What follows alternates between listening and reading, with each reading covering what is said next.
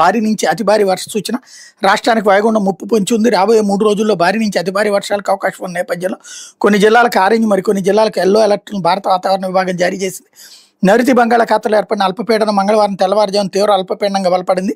ఇది పశ్చిమ వాయువ్య దిశగా కదిలే అవకాశం ఉందని ఐఎండీ తెలిపింది అన్నట్టు వార్తని హైలైట్ చేశారు. అయితే డిఏ బకాయిలు, జీపీఎఫ్ ఖాతాల్లోకి పెన్షనర్లకు నగదు రూపంలో చెల్లింపులు తొలుత 10%, మిగిలింది 3 విడతల్లో 3.64% కరువు భత్యం మంజూరు చేస్తూ ఉత్తర్వులు. రాష్ట్ర ప్రభుత్వ ఉద్యోగులు పెన్షన్లకు 2024 జనవరి 1 నుంచి 3.64% మేర కరువు భత్యం మంజూరు చేస్తూ ప్రభుత్వం ఉత్తర్వులు విడుదల చేసింది.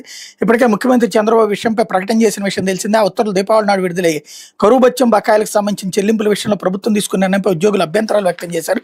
దీంతో ఆ ఉత్తర్వులు సవరిస్తూ తిరిగి మంగళవారం రాత్రి మళ్ళీ ఆర్థిక శాఖ ముఖ్య కార్యదర్శి పీయూష్ కుమార్ ఆదేశాలు జారీ చేశారు. కరువు భత్యం బకాయిల చెల్లింపుకు సంబంధించిన ఈ సవరణలు చేశారు. ఈ డిఏ ఇవ్వడం వల్ల ఉద్యోగులు పెన్షన్లకు ప్రతి నెల అదనంగా వచ్చే నగదును 2025 అక్టోబర్ 1 నుంచి వర్తించేలా జీతంలో కల్పిస్తారు.